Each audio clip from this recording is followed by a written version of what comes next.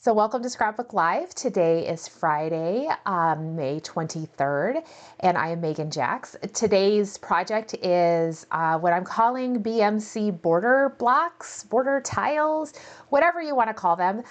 This is a technique that I didn't originate this technique. I don't know where it came from. Or if I did think of it, I thought of it adjacent to somebody else who has already done it before. I know that I was digging back through trying to find some stuff and I came across a similar technique by somebody definitely a couple years before I showed it on the Creative Life Scrapbooking Facebook page. But I wanted to revisit it because if you have seen the Legacy of Love marketing photos, especially for the new Geometric Gems chain Border Maker cartridge, they're using this technique in one of the borders. We're gonna make these cute little tiles. They're so versatile, so fun, and they have them lined up on a border. That what's great about the Geometric Gems is it can go either direction. So you can make it a vertical border, you can make it a horizontal border, however you need to. We'll talk about that a little bit. I'm not going to make that exact border. I'm gonna show you the technique. And then once you have the technique down, you'll be able to use those blocks to build all sorts of stuff. You can build borders, you can go straight onto your layouts, you can use them in cards, just anytime you want to play around. And of course, mixing and matching your Border Maker cartridges is a lot of fun with this technique, so keep that in mind. I do want to make a note. I think on the handout I said that this really works best with chain Border Maker cartridges. And I do detail on the blog the differences between chain, knockout style, and edge style BMCs. So if you're questioning about that, go ahead and check out the link to my blog article. You'll have that detail there. If you're watching this on YouTube, it's in the link below or in the description below. If you're watching this right now as on YouTube, Facebook, you will, I think in the description of the video, there's a link there too on the Facebook Live. So you'll want to head over there if you have questions about different types of BMCs and some examples of what they are. But I was playing around today because you guys always prove me wrong when I say, oh, you need to use a chain style BMC. And then you guys turn like, nah, we're not going to ignore Megan and we're going to use an edge style. And I'm like, oh, wait, yeah, that works too. I am going to be showing you with an edge style to show you that it does work and it looks great. If you are wanting to use a knockout style, knockout you probably have to play around with it a little bit more. You're essentially still making those blocks. There's just maybe not as, it's kind of the reverse of when you're doing a chain style in a way, I guess. But you can play around with it and probably still do it with a knockout style if you like that, if you need that to work for what you want it to do, or for your theme. If you have a knockout style BMC that works best for your theme, you can make your blocks probably with a knockout style and it'll look just fantastic. So I'm gonna switch over here to my overhead camera and then we will go ahead and get started. Okay, so here you go. I could not find my original layout. It's in an album somewhere or it's in an iris case because I'm gonna fully admit to you guys, I have stacks of layouts that I need to organize and get them put into albums. But I have it shown here. You can see the two samples. So the one on the left there, I made them with navy cardstock and I put them onto, I think that was out of Boho Escape papers, and really kind of went with this, kind of just, it made me think of the prints where you can, I can't think of what they're called, when you can carve out and then you carve out like a piece of rubber and then you put the ink on it and then you press it down and you pull it away. That's what this technique kind of makes me think of, that because I feel like you have that ink print kind of left behind with the way we have the border around it. So, and then over here, you can of course see this is the border that I made with it. And you can see here how you can just mix and match your Border Makers cartridges. These are all kind of Christmas theme. I did bring in crystal chain. These are older and retired, so I'm sorry. Kathy, thank you so much. She's commented linoleum block printing, and that's what it kind of makes me think of when you have the ink and you've carved out the linoleum and you've done that. It's a really kind of a cool technique. But we're kind of doing maybe a little bit of a cheating version of it where we're letting the Border Maker cartridge do all the work for us. So I list out the example here or I show you all the steps to do this as part of the handout. And so you can get the handout, as I mentioned before, it's on my blog. If you're watching live on Facebook right now, you'll see it in the description of the video. If you're watching later on YouTube, you will see it in the description below within YouTube. It'll take you to my blog. So to get started, as I mentioned before, I am going to show you, we're just going to grab some cardstock and we're just going to start punching, because that's really what you have to do. You can use cardstock, you can use designer paper. You kind of just want to play around a little bit with it to see what works best. I have gobs of navy cardstock because, well, apparently I like to buy navy cardstock, and I'm going to use that to show you the general technique. And also because it will stand out nice high contrast against like my cutting mat and so forth. You can see over here, I've already made some in various shades of green, and I'll circle back to these in a little bit, but right now I want to walk you through the technique. Okay, so we have our cardstock. We need our Border Maker cartridge holder. Remember, there are two parts to there's actually three parts to the Border Maker system. So we're going to do a really quick review. We've got our paper holder. The paper holder holds the paper. Very helpful. Tray, all that good stuff. Then we have our cartridge holder, which allows us to actually punch. Remember, you can't use these without the cartridge holder. Then lastly, the third piece is going to be your Border Maker cartridges. And these, of course, are all the various ones that you can purchase, collect, and so forth. You may have a lot of them, or maybe you're just getting started with your collection, but they are really a great versatile tool. We are not going to use the paper holder for today's project, so you can set that aside. We're just using the cartridge holder, and we're going to be just doing a hand punch kind of manual along the way. We're using reference points on the cartridge itself, on the cartridge holder itself, but we don't need the paper holder. So I am going to grab, I think I'll just go ahead and start with the new Geometric Gems chain Border Maker cartridge. It just came out this week with Legacy of Love. Super pretty. Slide it in there. And then what we're going to be doing here is our first step is we are going to be punching along, lining up that paper along the outside edge of whatever cardstock we're using or paper you're using. I'm going to flip it over. I find it easier for me to punch this way upside down for some reason, and I can just control it better. So I'm going to punch it upside down. The thing to note here, when you punch, I'll start it upside down. I will actually flip it over to make sure all those droppings drop out onto my cutting mat and not back down into the punch itself. So I'm going to line this up with the outside edge of my Border Maker, the cartridge holder right here. There's my paper. I'm going to make sure it's nice and flush. I also want to make sure that I am up here all the way to the top. The reason this works is because when we punch, there's a little tiny strip that is left up here at the top, along the top edge. When you punch the entire strip, the 12 inches, you get that really tiny thin strip that falls away.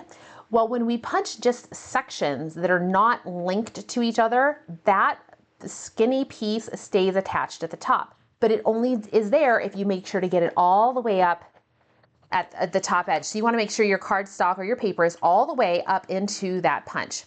I see Deborah asking, is this a chain style Border Maker cartridge? And yes, Geometric Gems chain is a chain style BMC.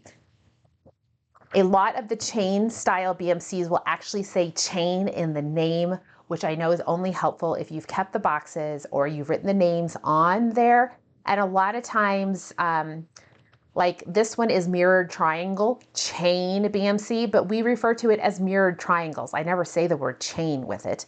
But the chains will punch away completely. You can see here, if I were to continue punching, I would end up with a border that's released completely from the paper, and I'd have a real skinny piece at the top, and that's what's giving us our frame.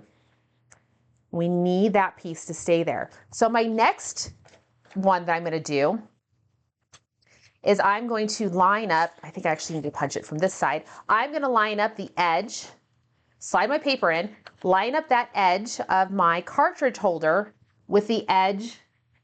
Let's see if I can get this so you can see it. See, there's the edge. I'm going to slide this over until I can't see that edge anymore. And I'm going to punch again. And this is going to, and I just repeat this down. You'll be able to get 4 punches in here. You might be able to sneak in 5 if you were to be tighter on your spacing. But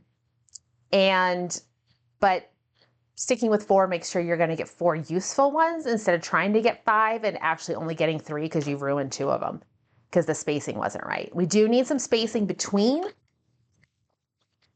so that when we cut, we have plenty of space between them to get a nice frame on the top of one and the bottom of the other. So there, you can see we've done all 4. This in and of itself, I could probably just cut this right down the edge and have a very nice border. So let's go ahead and cut that. Let's go ahead and cut this off. And where did I put my trimmer?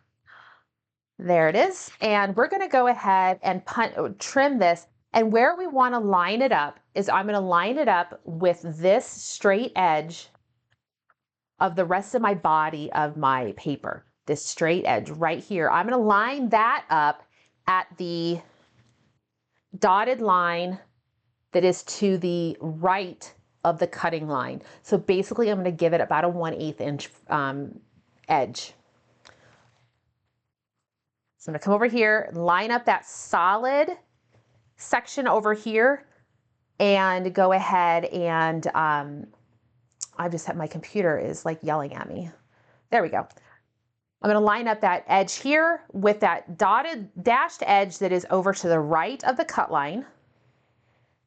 Close my trimmer. If you need to, double check. Remember, you've got your sight guides here, the lovely sight guides. How many of you guys use those? You can always double check your spacing by pulling those sight guides down and make sure that you're going to have about 1/8 of an inch margin, a border on the opposite side of where you're cutting there. So I'm going to line this up and I'll go ahead and cut.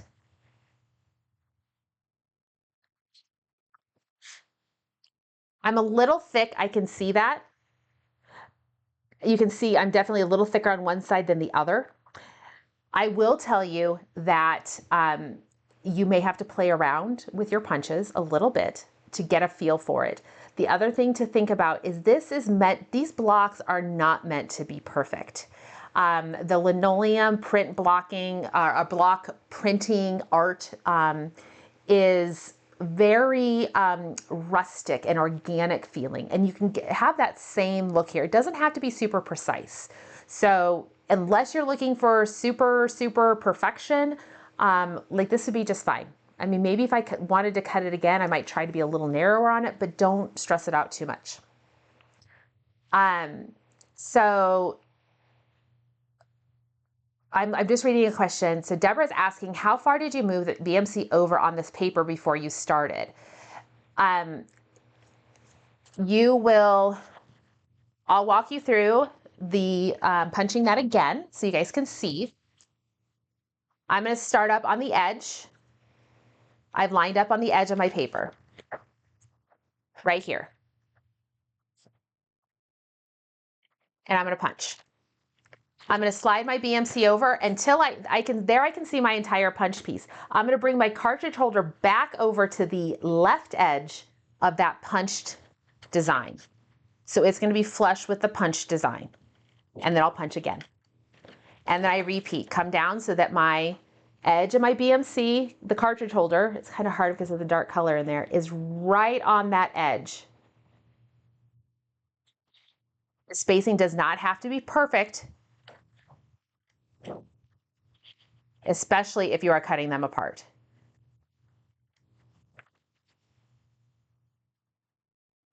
I'll trim this one. And maybe I'll trim it just a little bit closer.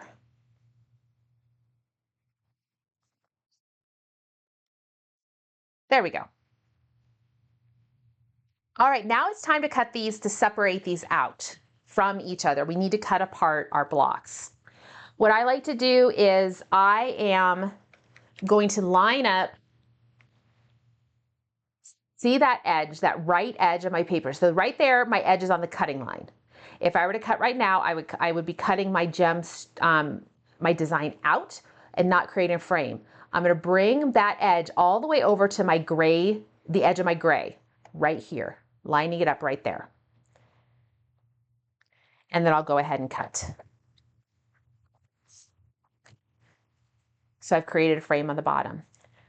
Now, if I want to just continue down the line and I want to cut apart the top piece, see my edge right here? I'm lined up with the cutting line. I'm going to push it over so that it lines up with the right edge or that right dash line. So here we have a left dash line. The left dash is my cut. The right dash is just the right dash. It's the cutting line when I flip my mat around. But I want to line my edge of my design up with the right cutting line, the right dash, the right side dash. And that should again give me a frame. And then you keep doing that. This is a very repetitive technique. So once you get the hang of it, you can kind of start zipping along.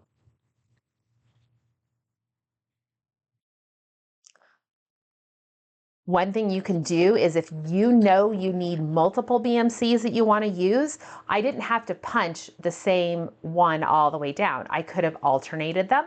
I could have used different ones, especially if you are going to do a mix and match. Sometimes it's easy, to cut 4 of one, then change your BMC, cut another row of another design.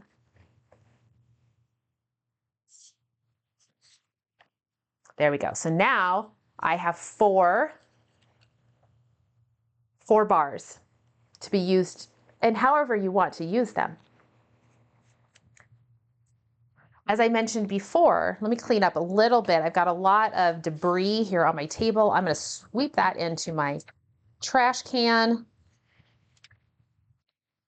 And I just want to show that how you could even do this where this provides a border. I mean, just look at that. This is just navy on the medium craft cardstock. So you can see it's just a great spot to start. And this can be done with any kind of the BMC. So if you need to, like this way, we did something Christmas oriented. I've got snowflake chain would look great. Square link, I was kind of curious how that would look. It'd look very geometric. I am going to tell you, I don't know that sunglasses chain works the best for this. I'm going to show you why. I think part of the problem with this one is that you don't get the full effect of the sunglasses until you punch multiple. That's just, I think, how sunglasses work. And this is why you might need to experiment a little bit. Use the cover sheet from you can use 8.5 by 11 paper. Chop up your bills this way. Anything that you need to just throw away or shred, you could play with it with this technique. So I'm going to go ahead and put this in and we'll see what sunglasses chain looks like. I just don't think it gave the right effect, and maybe if I put it in context with other things, it would look good. But you can kind of see there, it just doesn't quite pop. And maybe it does if you have enough of them, even though they're not linked all together. If you put enough of them together, you kind of get the right vibe. But you kind of have to play around with it a little bit. Some of them may work better than others. I actually don't mind them lined up like this because I think you kind of get the illusion that the chain continues on.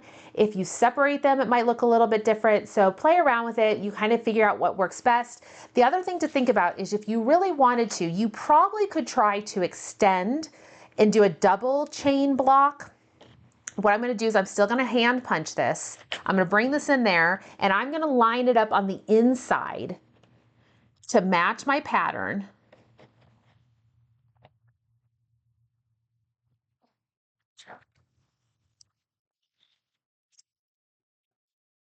And I could try for 2 of them. I could try a double. Okay, so we're getting a little advanced here, doing a double tile block or border block. Let me go ahead and slice this. And if I wanted to have the double there, what I could do is I would still the same measure, the same techniques, the same general references. But here now I've got, it's kind of like it's a double piece, which this should roughly be 4 inches. So something I want you to think about here when you're doing this is if I were to come in here, this is roughly, it's just over 4 inches. It's like 4¼ inches wide, because remember, each of my BMC sections is 2 inches wide. So if I punch 2, I've punched 4 inches total, plus I got a little on the ends. Then what I could do is I could come in with a couple of, I could either do like a 4x6 mat, or I'm looking, trying to grab if I have a 4x6. You could see here that I could come in with a 4x6 photo. I could put this as kind of a separator between them. And then maybe down here, I would do like a 4x4. I don't know if that's gonna work. It might work. I'm a little tight, but you can see how we have that here. So we have that block effect, just kind of separate our things. Now imagine you could do, yeah, you could just have a lot of fun with that. So some options there. If you want to try, those are single blocks. You could try doubles. You could just play around with it to your heart's content, just knowing that you can't do the whole 12 inches. You need to make sure you keep enough so that you can have the end frames, the end pieces that keep your top piece on there. When you punch a chain style BMC all the way down, it cuts off that little thin strip, and that's what we want to have stay connected to our paper. All right, so now I want to talk about using the edge style. So I'm going to switch over here, and instead of using the navy, I am kind of going with like this outdoor theme. I selected, let's see, I used Rolling Bicycle, Tent and Tree, and Tree Line BMC. So I selected 3, and I selected 3 different color of green cardstocks. I think these are all from various, I'm pretty certain I've got like koala gray, which was kind of like this sleeper color. You're kind of like, what? But it was a very beautiful color. One of these is sequoia, and one of them is something that is not sequoia. So I've already punched some. What I want to do though is I decided I wanted to have some more. So I'm going to go ahead and use some hot fudge cardstock, and I'm going to go ahead and punch it. And I'm going to do it, I decided I was going to use a different BMC this time. I thought about using the, I can't remember what this one was called. It was from the Secret Box number 4 of 2024. I have diamond windows. I wanted something that was not necessarily a shape that went with it. It coordinates with a theme, but it is not directly like outdoorsy type thing. So I've got diamond windows. I could come in with like square link, mirrored triangles. I think I'm going to go with mirrored triangles, and I'm going to tell you why. And I hate doing this to you guys because I know mirrored triangles is not available.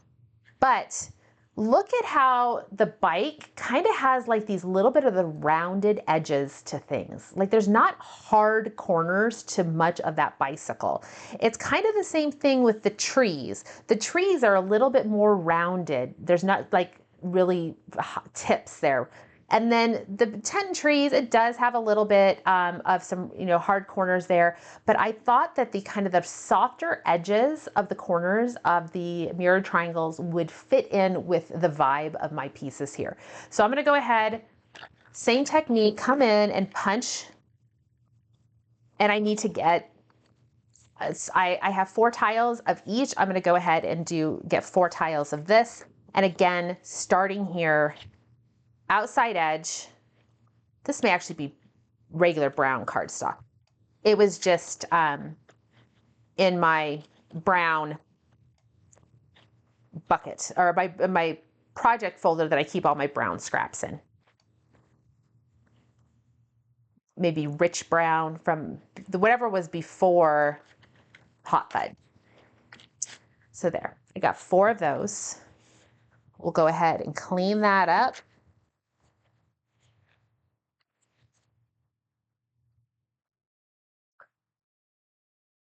Now, One thing I want to point out, and this is why I'm going in here and I'm wanting to talk about this, is that when you're mixing and matching your BMCs, especially if you start working with the edge style ones, you are going to want to grab one of the BMCs that you've already punched, or the blocks that you've already created, and you're going to double check this against how wide you're going to make these other blocks.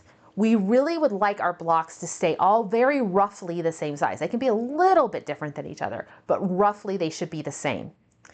So I'm just going to double check, because what I can see right now is that my tent and trees, look at this, my tent and trees is narrower. So using the edge style blocks creates narrower blocks than using the chain style. See, there's a difference there. So where you might run into issues mixing and matching is when you use an edge style BMC versus the chain style. And the reason for this is we really want to make sure we're kind of limited to whatever the BMC will create along our top edge. It's always going to be roughly just shy maybe of 1/8 of an inch. But whatever we do at the bottom, we need to kind of match at the top. So what I would have needed to do is I would have had to trim my edge ones and have a bigger base at the bottom to make them the same width. You can see here, I would definitely have need to expanded this to make it match a chain. See how much more I would have had to make down here at the bottom of my trees. So keep that in mind if you're mixing and matching chain style and edge style BMCs. I would probably start with my chain and then make my edge styles to match. Now my edge styles that I've already all done here do work with each other. They're just probably not going to work with they're not really going to work with my chain here. So I'm going to abandon that idea. It's okay. I'll just save it for later. But I want to show you how we would adhere these onto a page so that you can kind of get an idea of how the spacing works. So when you're working with a border, and I'm just going to pretend that I'm just building the border right on here, you could cut a strip that you're working with. You'd just measure how wide is your BMC block, and then you just make it however wide you want your background piece to be. You can kind of give yourself that rough spacing and just kind of dry fit things into place.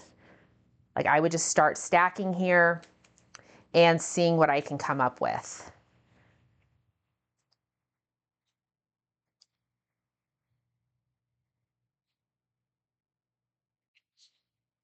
And then what you do is once you kind of get it figured out where you want to go here, I'm going to take a look and see.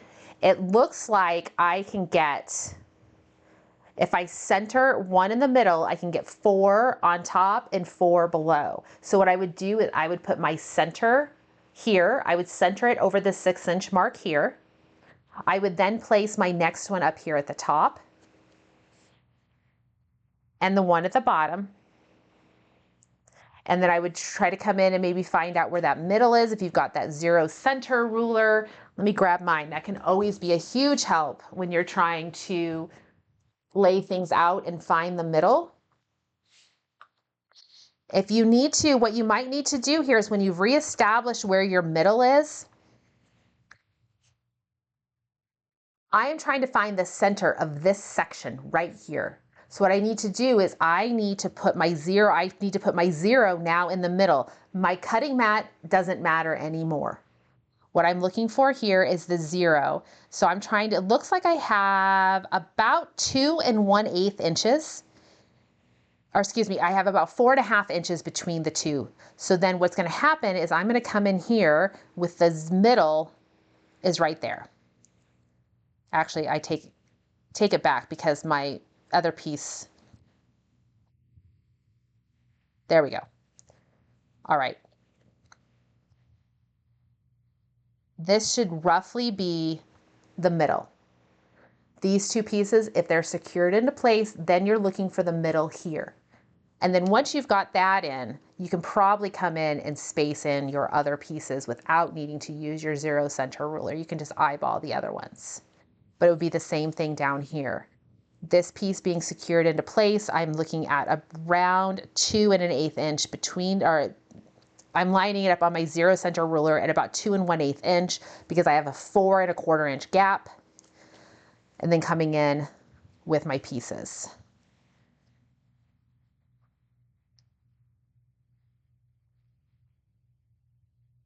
I don't think I have these. They're not in the right order, okay? So, but it gives you an idea. The 0 center ruler is super, super helpful for doing this spacing like that. You put your middle in first, put your top and bottom pieces in, and then you can use your 0 center ruler to reestablish where the new middle is. It's always helpful when you're using odd number of pieces. So that's how you would do it if you wanted to align it vertically, like they're stacked on top of each other. I've used the edge style that definitely need to have the spacing so they have the orientation going top to bottom. If you've used a one that can go either direction, such as the geometric gems, you would be able to build it side to side. Now, note, these pieces are a little bit thinner. So if you're using a chain style, your pieces are going to be a little fatter, so you might get fewer across. For example, here is the one, and it looks like I actually did get 9 across. There's just smaller spacing. So these were all done with a chain style. You can see there's a smaller spacing between them, a little bit more spacing between the edge style because the bars themselves or the blocks themselves are a little bit narrower. They're not quite as tall. Okay, now the other option would be to go ahead and do it across the bottom. And this is where I wanted to go with this particular layout. You can kind of see here if I put these in and I need to kind of keep my pattern in place, I cannot get 5 across the bottom. This is kind of why it's almost impossible to punch 5 of them and actually get the borders that you need because it's just longer than 12 inches. So what I'm gonna have to do is I'm gonna have to start them a little bit off seam. So I'll take one of my border pieces and I'll line that up. I'll center it on this at 6 inches. And then I will space the other ones accordingly, knowing that I'm gonna end up having to chop off the pieces. I'm gonna have to chop off the ends here. Then what I'll do is I'll come across the top, and I want to have a tiled, like that subway tile effect where things are offset. So I'm going to come in and offset here.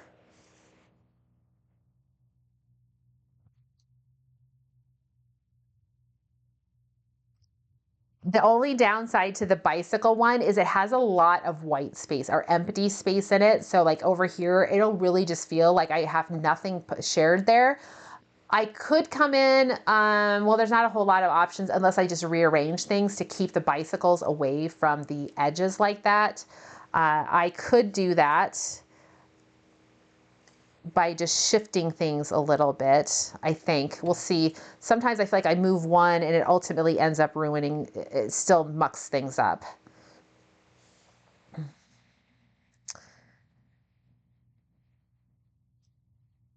Trees. Nope, that actually should work. Rearranging it works because then when I put my tent on here, my tent, you can see I still have the trees of the tent. So what I needed to do is just manipulate the order and to keep that bicycle from the edges so it doesn't get cut off.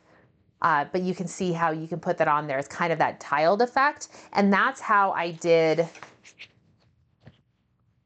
the example that is on the left. You can imagine I did it as a vertical border, but if you turn it on its side, it's very much the same concept that I'm showing down here.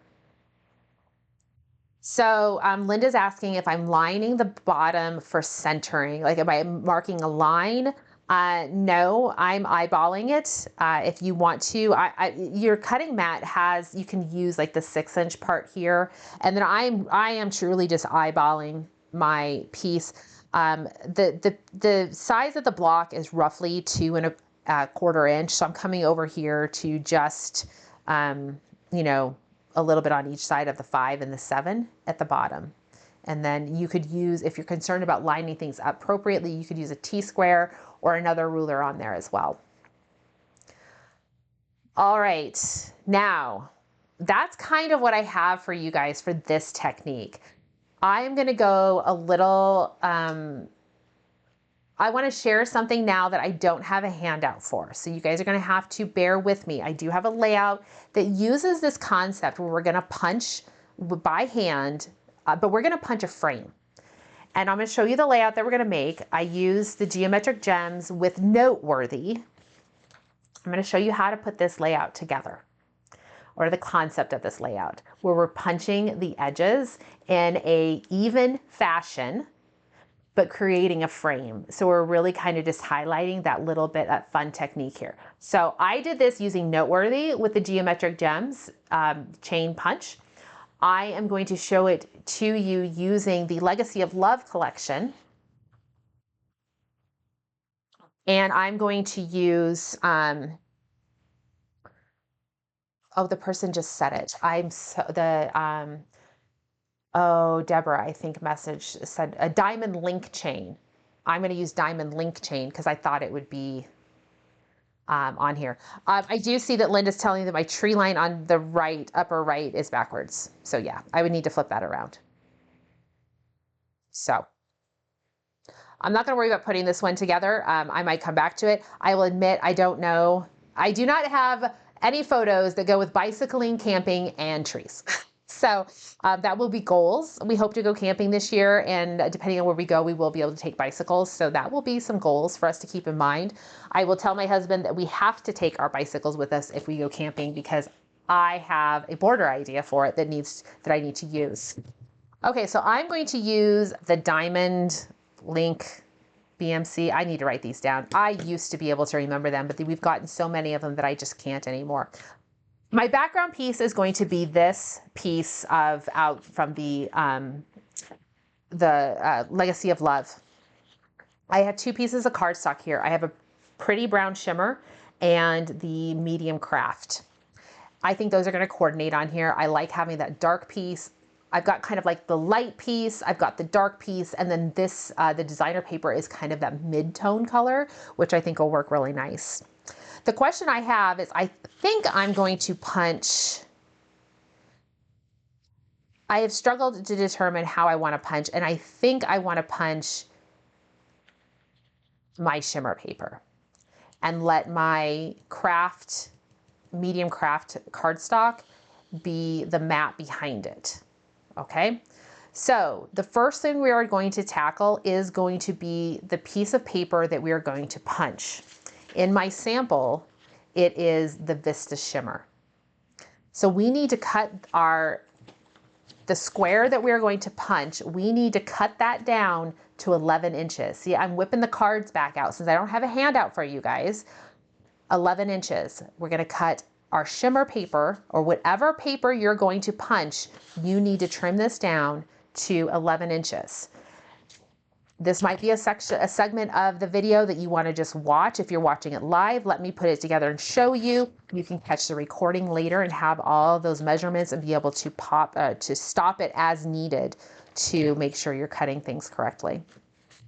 So I'm going to cut this down to 11 inches, 11-inch square. That's what we need.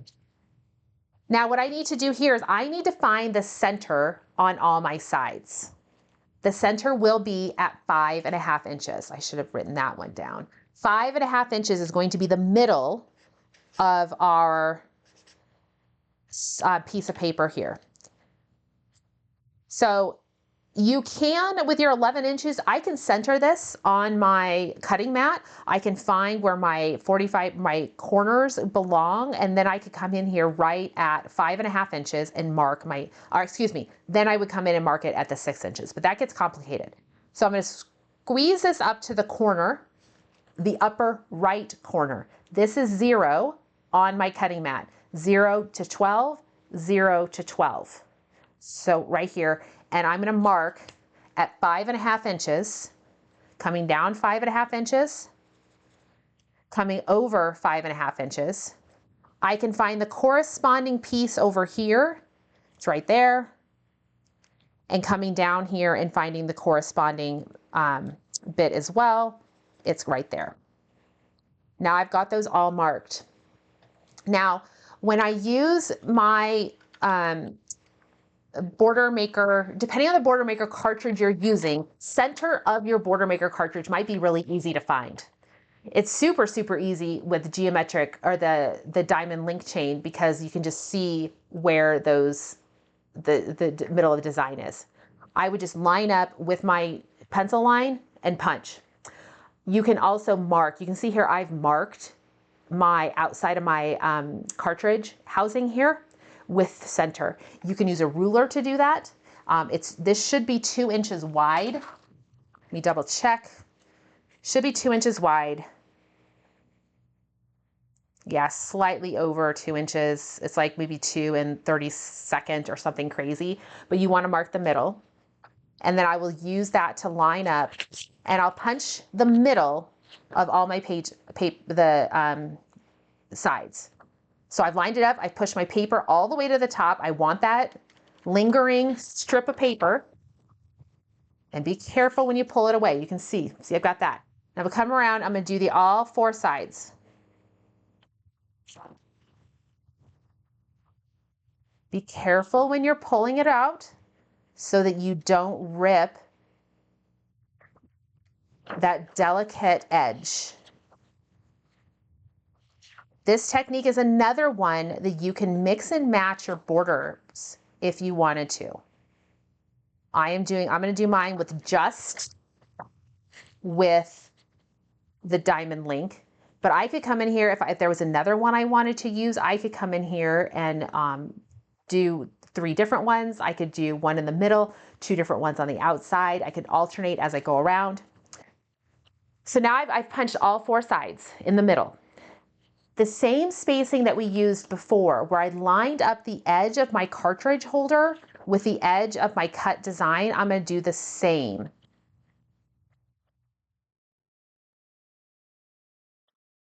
Yeah, just hold on just a second. I'm mentally thinking, I'm pretty certain that's what I did. Yes, okay. I was having a moment. This is what happens when I don't put a handout together.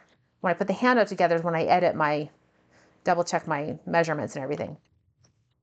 And punch. Same thing on the other side, lining it up. This is a great part. You're just using those easy reference points and punching. I'm going to repeat. This punch makes me think of barbed wire for some reason. I know it's different, but it just does. Or twisted wire. Make sure you're flipping. If you're punching from the back side, remember to flip your paper over. And I am caught. Oh, I'm caught. It's okay. Multi-purpose tool to the rescue. I need to flip it over. There is my culprit.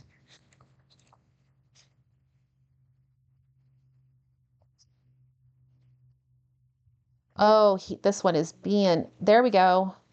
Maybe. Where is it catching?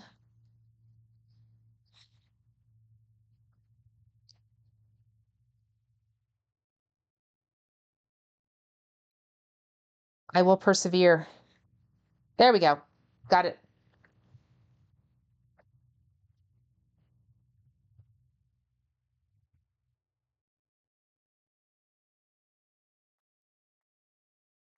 Just continuing around.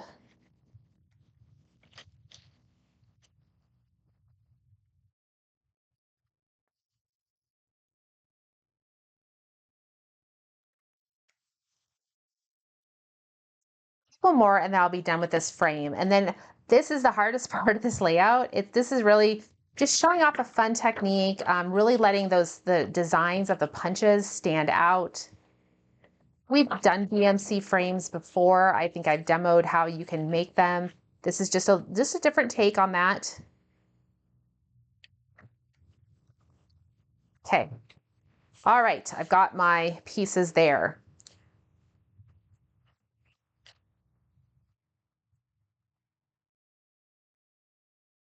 Now what I need to do is I need to go ahead and cut the piece of paper that goes behind it which is going to be my cardstock here. This piece is going to be 11 1/4 inch square. This will sit behind it. So I just want it just a little bit bigger.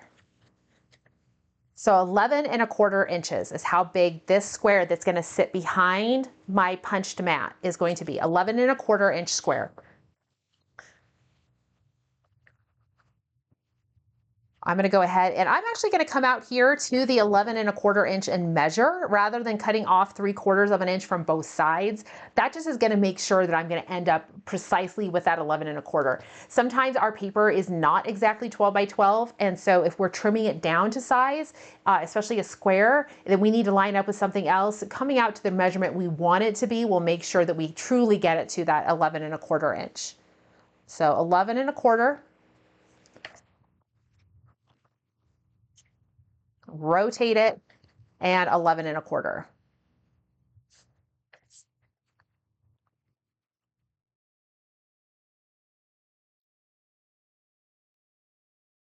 This is going to sit behind. And I can tell, yeah, I look pretty good. I think my shimmer paper, because remember I cut an inch off of both sides to take it down to 11 inches. I think I should have cut it at 11 inches. So just kind of learn from that. Trim it at 11 inches. I think the paper is maybe not perfectly square, but it's good enough. Now this is going to sit on top of this designer paper. Now, I don't know, it gives me a very Western vibe. As I said, this makes me think of like twisted wire, like you use for like barbed wire. So that's what it's kind of giving me, that vibe. But I want to have like a decorative mat here in the middle, and I want to bring some of this background color, this background paper forward. So what I'm going to do is on my background paper here, I'm going to cut a frame. And that frame that I'm going to cut is going to be a 2-inch frame. I'm going to double check. I'm double checking. I'm pretty certain it's a 2-inch frame. It is a 2-inch frame. And to make it even more exciting, I'm going to use the pinking blade. You can use a decorative blade. You can use a straight blade. I don't use decorative blades that often. I'm going to use pinking because it kind of goes with the punch style, and I used it here. It's pretty subtle on this one because I'm going like that blue on blue, so it's really hard to see the decorative edge, but there is a decorative edge. And I went pinking with this one because it matched kind of that geometric edge, that corner edge. So as I mentioned, we're going to cut a 2-inch frame. 2-inch frame out of the middle with our pinking blade. You could use another decorative blade. You don't have to use a decorative blade. You don't have to do this step if you're not a frame, if you don't like cutting the frames. I'm going to set my paper in here. I'm going to bring it down to 2 inches, lining it up along the right edge here at 2 inches. Close it. I'm going to start at 2 inches here. Remember, I'm going to line up my white line over here to 2 inches, and I'm going to cut so that white line comes over here to 10 inches. If you want, you can set your binder clips in place. I don't have, here's a binder clip. I could set my binder clip, line that white line up at 2 inches and set a binder clip, line it up at 10 inches, set another binder clip over here. Let me see if I can grab one. I think I would just have them more readily available. Set at 2 inches, or yeah, so my line is there at 10 inches and was over here at 2 inches. And go ahead and just cut from binder clip to binder clip. Now, when you are using a decorative blade, you've got to give it some good pressure because you get one shot to do this. All right. If I did not get this cut all the way through with my decorative blade, it's kind of a nuisance to have to do it. All right. If I have a straight blade, it's no big deal. I can just come back and recut it. But the decorative blade, make sure you're giving it a good amount of even pressure all the way along. It may feel like you're doing it even a little bit more than you normally did, but you want to make sure you get a good cut. Now I'm going to rotate, line my paper back up at 2 inches, again making sure that I am flush to the right edge where the logo is. Close this. I'm going to come back to the right side because I just feel like I'm more consistent when I go right to left, pushing firmly down and coming all the way across. I made sure I put good pressure down before I even started. Sometimes we get going, you know, we're starting to move and then we put the pressure. Get that good pressure first and then start going. Because again, decorative blade. I am not going to try to cut a corner to match the pinking design. All right, lining it up again. I'm going to close this, bring it back, good pressure all the way across. One more. 2 inches, that gives me that 2-inch frame. That's why we've lined it up at 2 inches. And there we go.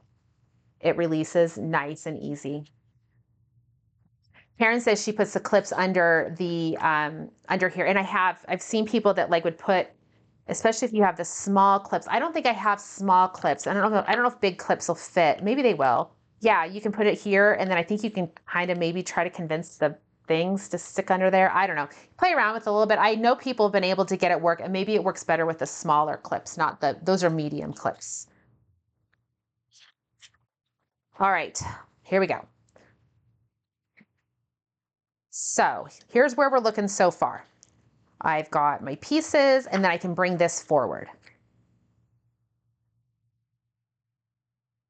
It's pretty good. Looks pretty good. The other option I had here is because I really liked the navy. I actually brought a bit of the navy forward. I actually frame cut this piece. I'm going to show you how we can frame cut this cardstock piece to give us a second mat to go behind here. It's a step you do or you don't have to necessarily do. You might be content with how yours looks at this point and be like, I'm good. Maybe you would want to come in with some just the cardstock mats to match, and that's going to be great. I will show you how to do the frame cut out of this accent cardstock piece. That one that we're going to do at this one on this piece of paper, this smaller 11¼ inch piece, we're going to do a 1½ inch frame cut. All right, 1½ inch is what I'm going to frame cut here. I'm going to set my pieces of paper to the side and I'm going to adjust my binder clips. I also need to make sure I remove my pinking blade. Coming back to my straight blade, I'm going to adjust my binder clips. I'm going to bring this over to 1½ inches. I'm going to set my binder. So I'm set at 1½. The white line is at 1½. I'm going to set my binder clip. I'm going to set my second binder clip. I'm going to bring this over to 10½ inches. 1½ or 12 minus 1½ is 10½. And I'll set my binder clip to the left side of my blade housing. All right, so now I'm set up for a 1½ inch. I take that back, guys. Do not start cutting this. The reason is my paper is not 12 inches. So the clip that I set over here is not correct. It's going to be a hot mess if I cut that. What I need to do is I need to take 11¼ inches minus 1½. So I'm going to come back. How I do this for me is I come back 1 inch. So I'm at 11¼ I'm going to come to 10¼ and then come back a ½ inch, which would be 9¾ and line that up. So my blade housing on this side is at 9¾ that white line. That's going to give me my 1.5" frame. My paper here, I'm going to bring this down until it's at 1.5" below the cut line. It's at the last, not all the way to the very end. It's that one line up. That's 1.5 inches. And I'll go ahead and cut clip to clip and rotate. Making sure you line up at 1.5. I could have positioned my paper above the cut line if I wanted to. So like for this one, I'll bring it up here to show you. You can still, if it's easier for you to have it above here, I just need to make sure you line it up flush. And that's honestly the reason why I come in from the top, is I have more of this space over here. You can see right now, I don't have as much of that right side guide to help keep my paper in place. I've got a little bit up here and a little bit down here. It's so much easier if I have this coming in from the top, because I have a lot more of my paper that is pushed up against this edge to hold it nice and steady. When I'm above 2 inches, when I'm making a larger cut, it's okay to be coming down from the bottom, pushing up. One, because the measurements are up here. I have to come up here. But I have more of this edge. So when I'm cutting that 2 or 3 inch frame, I have a lot more piece up here. So that's, if you're thinking like, why do I go in from the bottom or come from the top? It's because of where I want the paper. Some has to do with, I can do the 1.5 inch cut down here, but really for this particular technique is I just have so much more paper over here giving me that stability. So let's see, I'm gonna come in here again, 1.5 inches. I have 2 cuts left to do.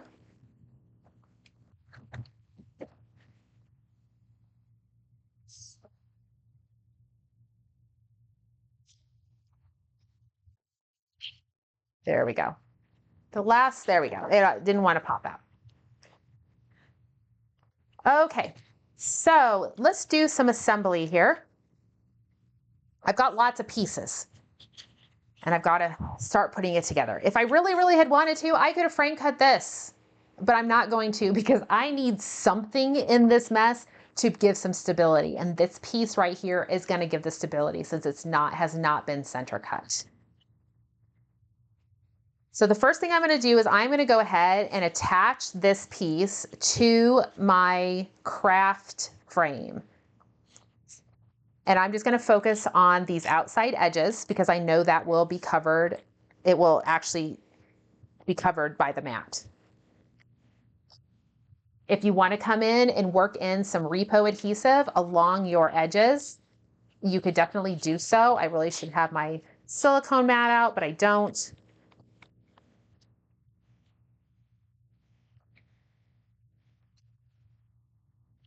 Lots of adhesive on here. This is not going anywhere. And then I am just going to put this on, centering as best as possible.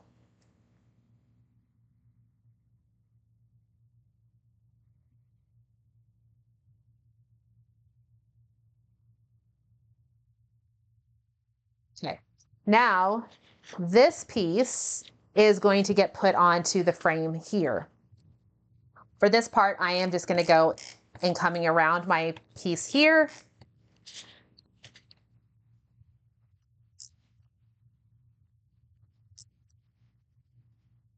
And this is going to get centered.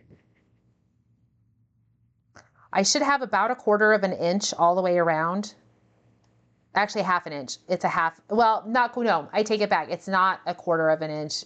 It's like some crazy number. Just center it.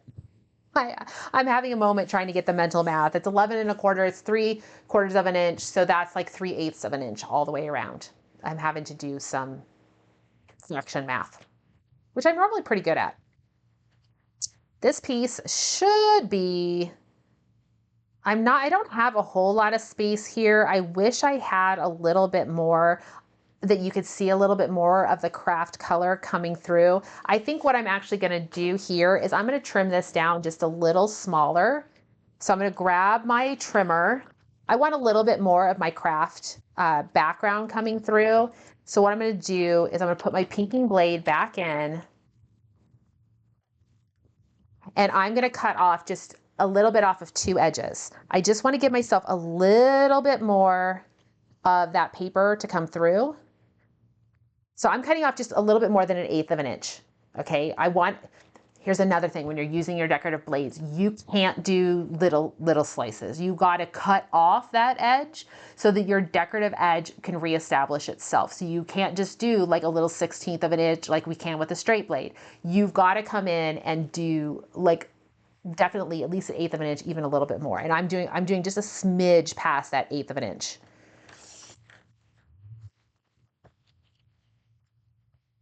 And I'm going to do it on both sides. So I will hopefully maintain that square.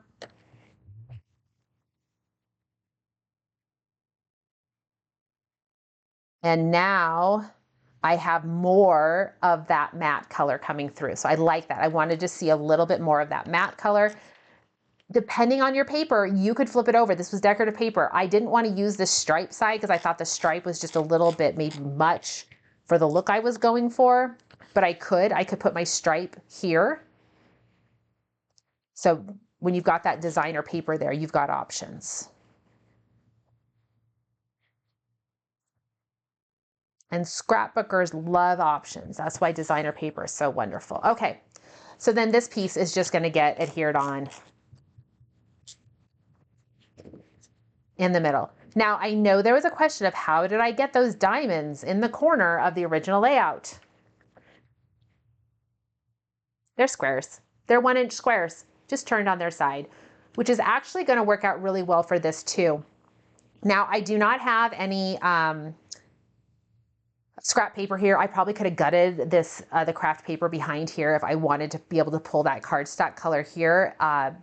In this particular case, I'm sure normally somewhere I would have some craft, medium craft. I don't know where I have any medium craft scraps. So I'm gonna actually just come over and grab this, and they're 1-inch squares. I don't have a little piece that says that, but 1-inch squares will give you a nice accent there. And I should have cut that with my straight blade. How many of you have done that? I'm just thankful it's not designer paper. That makes me so mad when I do that to like designer paper or a last piece of cardstock or something. Maureen's asking, do I want my, oh yeah, she pointed out that my diagonals are going the other way. I can rotate them. I could leave them that way if I wanted to, if I wanted kind of that eclectic look where my diagonals are going 2 different directions. We'll take a peek here in a second and I'll see about switching them around. Eagle eyes there for Maureen. I got to yapping and wasn't paying attention to my scrapping. So these are just 1-inch blocks. And you could do 1-inch circles, you could do whatever. You don't quite have enough space here to be able to use like one of our big punches, or not big punches, but you could use a mini punch. If you did this with like hit the road, you could use like the little stop sign or the little road sign would fit super cute in there. If you guys got those mini trios, like the mini trio size is gonna fit in there. The regular shape punch sizes, gonna really depend on the piece you use, but it just sits in there like such. I'm going to tape these in, and then we'll take a look at fitting the whether I need to make an adjustment with that piece. So this is just going to get put in here. And what is great about this is definitely, make it work for your supplies, what you have, what you need the theme to do. It's kind of a statement page. It is, if you need to have another page over here, I have this set up that you could put squares, but you can really do whatever you kind of want in here. You could have a title up here with a couple of 4x6s that would sit here. And then maybe on this page, you could come in with some more of the, some more photos. You could come across the bottom of the page over here using the technique that I showed before. Like imagine if I had punched the second page over here, you could come in with that same border, doing a punched here and a punched across the top. Lots of options to be able to expand this into a 2-page layout, just different ways that you can make a companion page. Having options to make a companion page when you've got a statement page, but you need to make it a 2-page layout is good to have. Just some basic ideas. I'm going to go ahead and lift this, and I'm going to rotate it. So then it will be going all the right direction.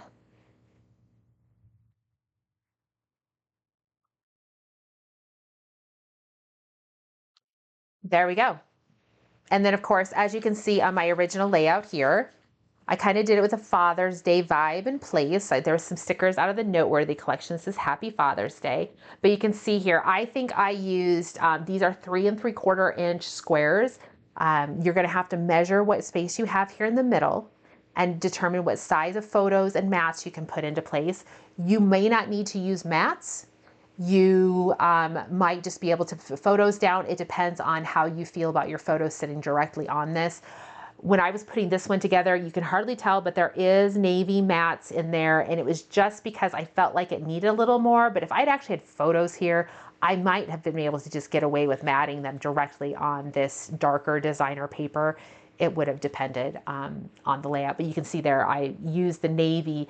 I liked the navy here, this square, to give these embellishments some place to sit. It kind of blocks them in and make them look like they're just not quite just floating out here on the layout. So that's something to keep in mind. You don't have to do that. It's going to be to your discretion. But that was something that I liked when I did this. I tried to just put them on the mat here, the paper here, and it just looked a little weird. I think putting them directly onto a piece of cardstock was a little bit better. All right, so that's what I've got for you guys. Hopefully you enjoyed this episode, kind of a little bit all over the place. We did some stuff with the Border Maker cartridge to do the border blocks. We took that hand punching technique with that same measurement, using markers on, or using the cartridge housing itself to give us spacing references, using the edge, lining up the edge with the paper, lining up the edge of the cartridge housing with the design. Those are just easy reference points where you don't need a ruler. It's always nice to not have to use a ruler. We had to mark center on a couple things, but you know, got some options in there. So I do see a question from somebody asking whether the new Legacy of Love collection would work for some military photos. It's really going to depend. There are some, I think you could, because I think the Legacy of Love has creams and browns and blacks and grays. You can bring in some of those greens, especially if, I mean, World War II photos probably are more black and white, but if you are working with anything that you happen to have in color, if you visited a museum or something like that, you can bring in some of that army green. But even if you have black and white photos and you're working with military, bringing in those colors that we know are in the photos can be really helpful. We know there's more than likely, depending on where the pictures are from, we know there's probably those army green colors in there, you know, like I said, depending on where they're stationed and what kind of uniform that they're in. If they're obviously in the Navy or so forth, they may not be wearing the army green, but you kind of guys, you know what I'm talking about. You can definitely bring in those things. So I would give it a shot. I would definitely try it. And there's always the flip side of the papers. And you can look at the papers online if you want to see everything a little bit closer. All right. So what do we got? So I will not be, Scrapbook Live will not happen next week because I'm going to be out of town. Cody is summer vacation, or summer break has started for Cody. He just finished school on Tuesday. So next week we go out of town for a lacrosse tournament. That should be fun. Our first competitive lacrosse tournament. We'll give this a whirl and see how that goes. And then starting in June, Scrapbook Live is going to move to Wednesdays just for the summer. It just works out a little bit better. It gives me a little bit more flexibility if we decide to do any weekend getaways, and I'm not having to cancel them like I'm having to reschedule or just cancel next week's Scrapbook Live. So we'll switch to Wednesdays in the month of June and July. When August rolls around, we'll be back on Fridays because we'll be back in school, and that just works out better. A quick reminder too that the Summer Scrap Challenge that Tessa and I do is getting ready to start. We have our kickoff crop next week on the 27th. And then the Monday after that, which is I think June 2nd, is when the first challenge layout will be posted into our private Facebook group. This is a lot of fun. It's 8 weeks of challenges and throwback layouts, and we just have a good old time. It's like a power hour on massive steroids. The community is fantastic. I'm going to tell you guys that there are some ladies in there that have so much crazy talent and generosity and just loving in the terms of the support that we give to each other to keep going through and working on progress and celebrating every layout that we get done when we're distracted so much by the wonderful summertime. Okay. And then I think that's kind of it. Power Hour is coming up later in the month of June. There is a promotion starting on Monday. So right now, the Creative Memories is wrapping up their pod promotion, their pod insert. If you spend $110, you can get a free retro stripe pod. That is going to be winding down over the course of the weekend. They will sell out of those pods, the pod inserts. On Monday, Tuesday, excuse me, it's on Tuesday. you will have the option to place a $135 order. That's if you're US, and you can take your choice and pick either of the flamingo bundles. There's a bundle that has the flamingo punch, and it has a simple page kit that is the flamingo vibe to it. And then you could also choose, instead of those two items, which are bundled together, you can choose the Flamingo Fun pink 12 by 12 cover set. It has a cute little flamingo on it. So you have the two options there. If you spend $270 or more, you can select both, or you can choose two, up to 4 bundles per order. So I did see a question, somebody asking whether or not both will be available, because they basically said they're going to, Creative Memory said the pod insert promo will go until those pod inserts run out. Creative Memory said they're pretty certain the pod inserts will sell out over the weekend. So more than likely there will be no pod inserts available on Tuesday when the Flamingo bundle launches. However, if you think maybe you'll be able to grab one, because maybe you noticed Tuesday morning that they haven't sold through, that they still have them available on the website, I would be ready to order right away. Because if there are any of those pod inserts remaining by Tuesday morning when the Flamingo bundle launches, they'll be gone quick. They will be gone quick. So as far as I know, you will be able to double dip. However, the likelihood of that happening is real small. I would not count on it. So if you know you want one of those pods, you're going to have to make the decision before Tuesday if you want one. All right, everyone. It was so fantastic to see you guys. I hope you have a wonderful and safe Memorial holiday weekend. And I will be back then. I'll get it onto my calendar. I'll be back on June 4th. I don't know what the project will be. I'll do that as a TBH, to be determined later, not a TBH. But on June 4th at noon. We'll still stay with the noon time frame, or noon Pacific time, but we'll just move to Wednesdays for the months of June and July, just to give ourselves the weekends that we can go, I don't know, get a head start on the weekend.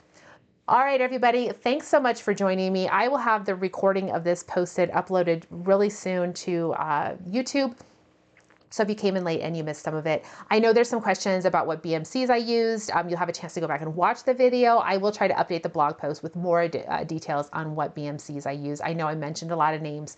A lot of them are retired, and I apologize for that.